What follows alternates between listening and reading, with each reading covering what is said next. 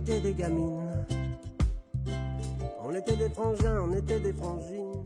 C'est un projet qui a démarré en 2007 au centre de Perarelli à Roscoff.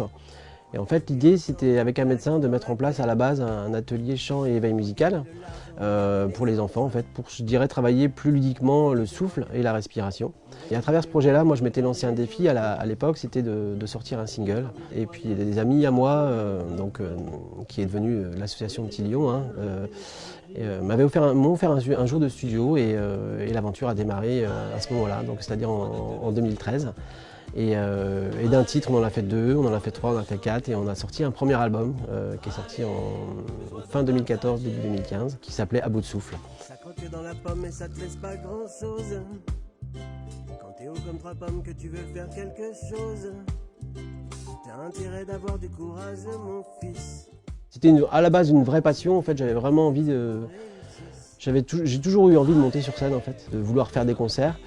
Et après, en effet, avec le temps, mon souffle était moindre, donc ça devenait vraiment un défi en fait, parce que je montais sur scène, j'avais une capacité vitale à entre 20 et 30% grand maximum.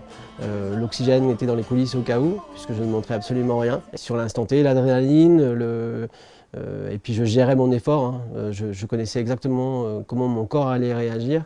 Donc, notamment au début, pour pouvoir faire des concerts, j'avais un tabouret pour pouvoir je dirais, conserver le souffle pour chanter en fait. Donc c'était un vrai défi, et mais ça valait le coup, quoi. C'était des moments d'émotion, de partage. Besoin de te le dire. Allez, besoin de chanter. Allez, besoin de partager.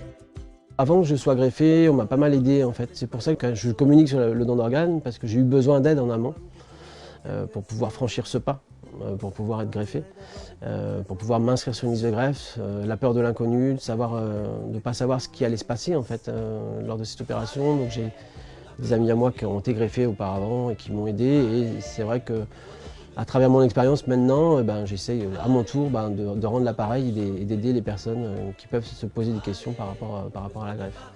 Ça croque dans la pomme.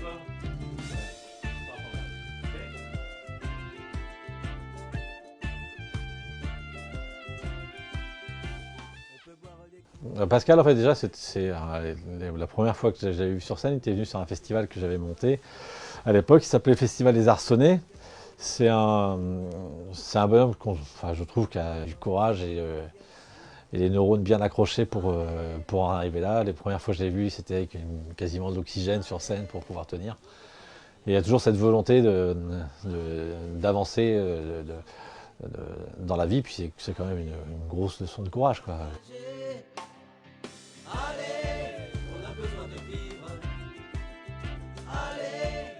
J'ai sorti un deuxième album après ma greffe qui s'appelait Renaissance, donc pour le coup pareil, il portait bien son nom. Malheureusement, j'ai eu un grave accident il y a un an, donc j'ai dû stopper la tournée qu'on avait prévue. Un grave accident pulmonaire où j'ai eu pas mal de séquelles à l'arrivée. Mais je suis toujours vivant. Puis maintenant, je redémarre une nouvelle aventure avec la sortie d'un nouveau single qui va s'intituler Te le dire. Et l'idée, en fait, c'est de toujours véhiculer ma joie de vivre, tout simplement, et de profiter de la vie. Ton quotidien qui s'en va à volo. Le sourire des copains est celui qui tient chaud.